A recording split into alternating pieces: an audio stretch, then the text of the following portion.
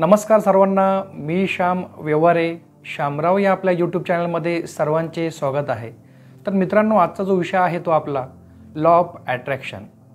तर हे काय आहे ते बघूयात। तर मला जर कोणी असं विचारलं की लॉ ऑफ अट्रॅक्शन आहे का, बऱ्याचदा आपण बघितलं आहे, वाचलं आहे, कुठेतरी व्हिडिओमध्ये ऐकलं असेल की लॉ ऑफ अट्रॅक्शन, बट मला जर कोणी विचारलं की हे काम करते का, तर माझे उत्तर यस असेल, हो हे नक्कीच काम करते।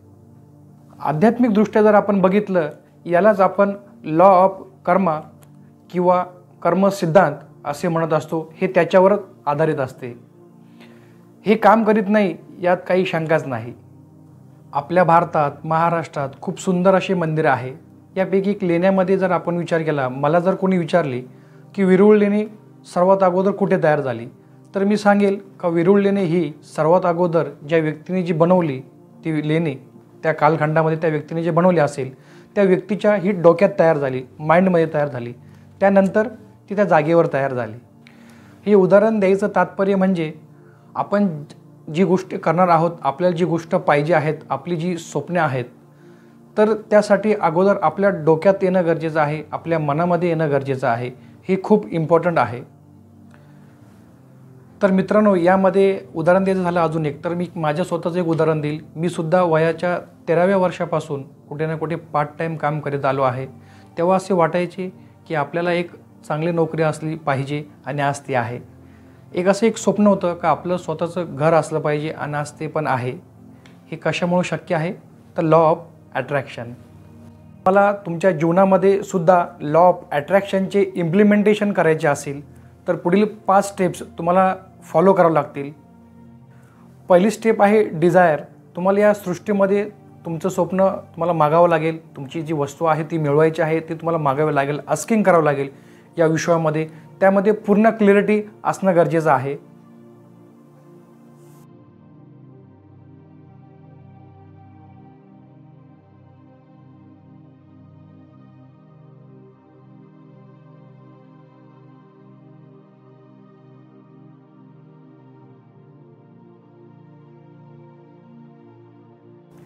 यात सेकंड स्टेप आहे, तुमचे जे स्वप्न असतात, जे ड्रीम्स असतात, त्याबद्दल तुम्ही कशा पद्धतीने विचार करतात, तुमचे इमोशन कशा पद्धतीने असतात, तुमच्या त्याबद्दल फिलिंग्स कशा प्रकारे असतात, हे पण खूप गरजेचं आहे या आपल्या दुसऱ्या स्टेपमध्ये।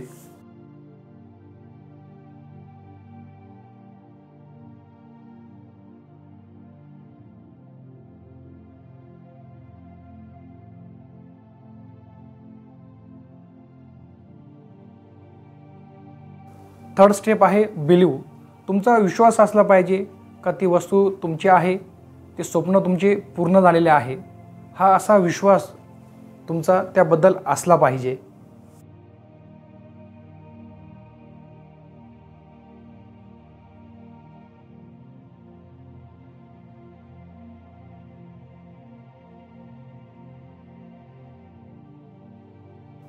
चौथी स्टेप सर्वात महत्त्वाची आहे, ॲक्शन करणे।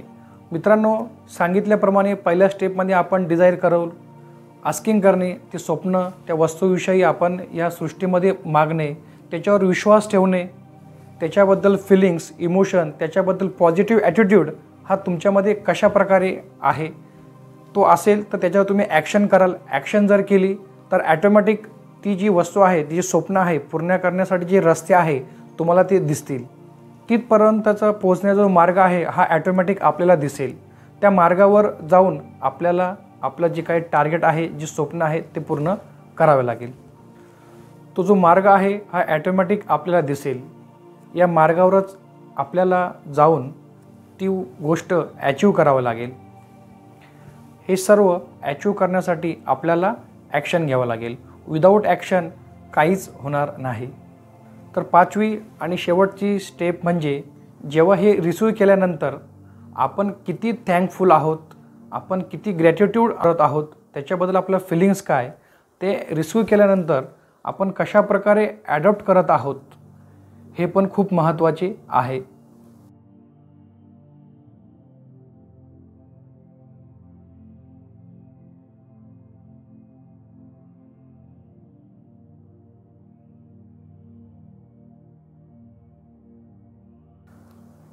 तर मित्रांनो, आपण आपल्या जीवनात कुठलीही गोष्ट नक्कीच मिळवू शकतो, अट्रॅक्ट करू शकतो। त्यासाठी यावरील 5 गोष्टी कायम लक्षात ठेवा, फॉलो करा।